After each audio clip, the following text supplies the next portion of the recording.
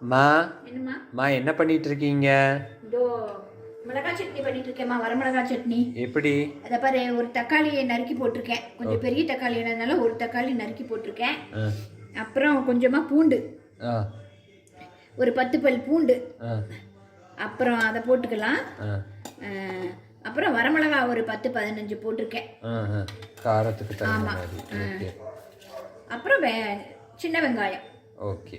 அது தக்காளி எவ்வளவோ அதுக்கு ஈக்குவலா நம்ம சின்ன வெங்காயம் போடணும்.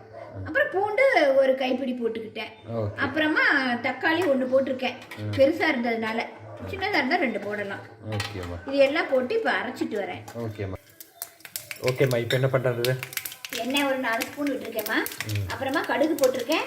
இப்போ கொஞ்சமா உளுத்தம்பருப்பு போட்டிருக்கேன். உளுத்தம்பருப்பு கொஞ்சம் செவந்துக்கும். கருவேப்பிலையும் 2 வரமிளகாயும் போடலாம். ஓகேம்மா. ஓகேம்மா, செவந்த மாதிரி இருக்கு.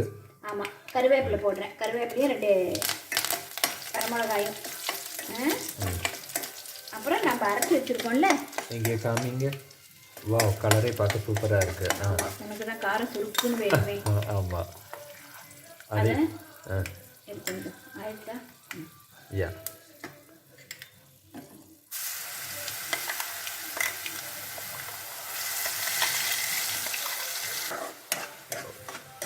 என்ன பண்ணுமா? இது எது வரைக்கும் இது பண்ணணும்? அரைச்சிருக்கேன்ல, இதில் வந்து நான் சின்னதாக நெல்லிக்காய் சைஸு புளியை அரைச்சி வச்சுருக்கேன், ஊற வச்சு. ஓகேம்மா. அதை இதில் விடணும். சரியா?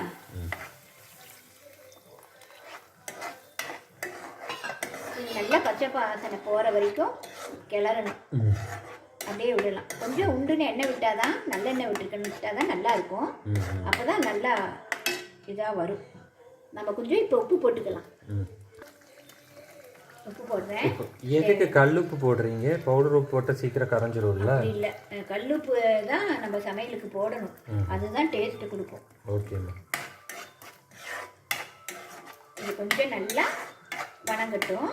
பச்சை வாசனை. ஆமாம், பச்சை வாசனை போகிற வரைக்கும் கொஞ்சம் கொதிக்கணும், அடி பிடிக்காம.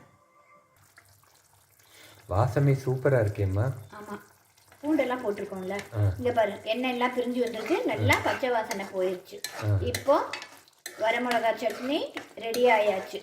இந்த குளிர்காலத்துக்கு இதமாக இருக்கும், சுருக்குன்னு காரமாக. இட்லிக்கு, தோசைக்கு, ஏன் சப்பாத்திக்கு கூட நம்ம தொட்டுக்கலாம். சூப்பராக இருக்கும். என்ன மாதிரி காரம் பிடிக்கிற ஆளுங்க எல்லாத்துக்குமே நீங்கள் தொட்டு சாப்பிட்டுக்கலாம். ஆமாம். வாவ், சூப்பராக இருக்குது. முடிஞ்சது. நீங்களே இந்த சட்னியை செஞ்சு பாருங்கள். பார்த்துட்டு எப்படி இருக்குன்னு மறக்காமல் கமெண்ட் போடுங்க. எங்கள் சேனலில் மறக்காமல் சப்ஸ்கிரைப் பண்ணுங்க. ஓகே, பாய்.